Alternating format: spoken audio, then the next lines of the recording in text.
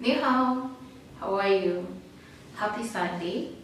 If you're not watching this on a Sunday, then happy the day of the week you're watching it. Tossie here with another Mandarin video. Mandarin Chinese related, or rather Chinese related, because I think I had neglected that part of my YouTube channel. Yes, but today we're going to get into we're going to get to know the things that Chinese people do that the rest of the world considers weird or unusual, whatever you want to call it. And we'll go straight into the first one, which is chopsticks. Yeah. When you go to restaurants, probably the very first thing you'll be given as part of your dining set, is chopsticks. And they'll vary from the fanciest to those that are just basic sticks. Now, that one is something that you need to practice definitely, because when you go to some restaurants, you will be given the chopsticks, and if you don't know how to hold them, then you'll have to ask for a spoon or a fork and knife, and if you don't know how to speak Chinese, then that will be another problem. So before you go to China, just learn how to hold chopsticks. Yes. It is the basic cutlery they have, and the most important one, and probably the only one, because they don't use those others. Yeah, so I think they go for that minimalist cutlery type of life, and I think all of us, when you go to Chinese restaurants, well, outside China, Chinese restaurants will provide fork, spoon, knife, and all those other things, but in China, the only thing that most people are given is chopsticks. I hope you get the drift. I hope you get what I'm saying. Good. There's this one. It's not okay to share a pair. Probably you'll be like, hey, Fenliang. You'll be with your friend and you have a pair, just one, and you want to cut it and share it with your Chinese friend. Don't do that. It's not acceptable. Sharing a pair is a bad omen. They consider it a bad omen. It's a sign of separation. Yeah, so don't do it. Third one, I've never heard of this, but yeah, I've seen it here. Facekinis are worn by Chinese people for the need to become paler. So when they go to the coast, they don a facekini. Now you know. Obsession with being pale. Why do people? It's crazy. But to each their own. Then, yes, boiling water is drinking water. Like, if I want to drink water, it has to be boiling water, like hot water. Kaishi, if you had that. I think it's a healthy thingy. People would want to avoid cold water as much as possible, and therefore they take hot water. They believe it's a way to restore health and reduce ailments, which is very true.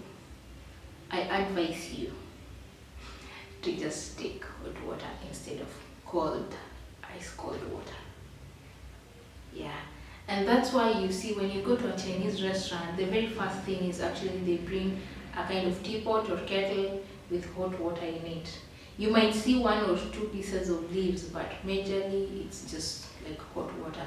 The tea will be like you'll have to pay for the tea, but hot water is free.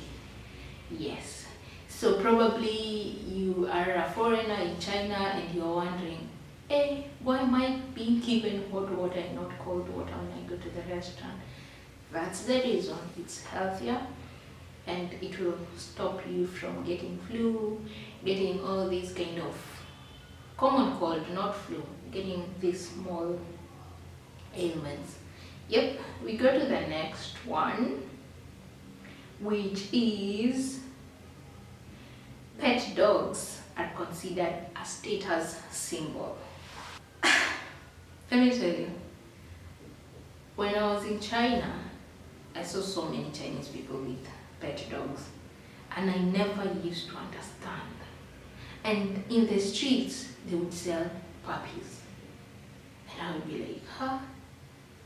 Why are these people doing this? Now we know it's a status symbol. I think the more expensive the dog, the more high up there you are in the societal rank.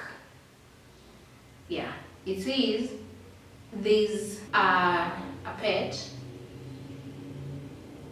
named Big Splash. It was purchased for £1 million. That is $1.2 million. I can't even convert that to Kenyan shillings and not faint. For a dog. A dog. To each their own. Next. Oh my. I don't know if any one of you has experienced this, and if you have, please comment. It's about a Chinese person, like they're offering you something, or there are two Chinese people here. One is offering the other something, and this other one is refusing, like, no, bia. And then this one has to offer again a second or a third time to make sure this other person accepts it. It's I don't know how to even say it. I have colleagues, and sometimes I feel so frustrated because you offer someone something. For example, probably I had maybe a fruit, and I'm offering someone one, and they're like, no. Then I have again to repeat to make sure they accept, because I know their first rejection is not a real one. They want it, but they don't want it. Listen what it says. Whether you're offering compliments or tea, it is customary to refuse a gift the first time as a sign of respect and humility. So, if someone offers you a gift in China or anything, just know that you have to politely refuse it first. And then later probably accept it, because if you accept it the first time, you'll appear greedy.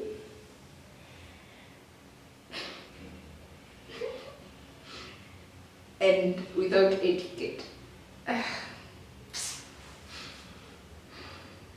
I know, well, it's culture, people. Let me not trash anything here, because we all have our own differences, and we have to accept each other as we are for the world to be happy. Yeah. Next,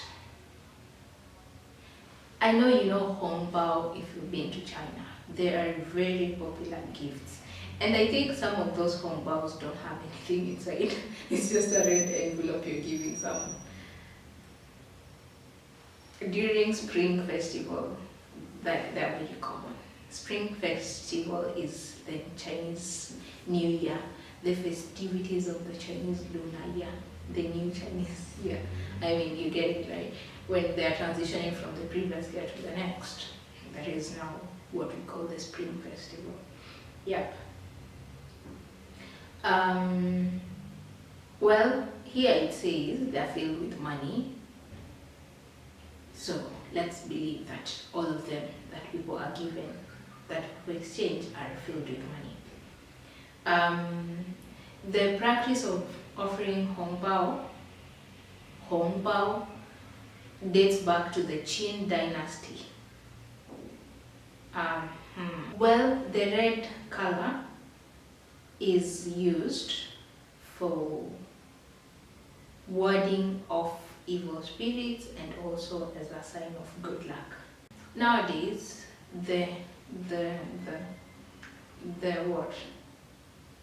hongbao, the envelopes themselves are becoming less and less common because people are getting to the virtual envelopes, which are sent via WeChat or all those apps that are popular in China. Then the next one, this one I've not experienced and I don't know really about it, but they say white is the color of mourning.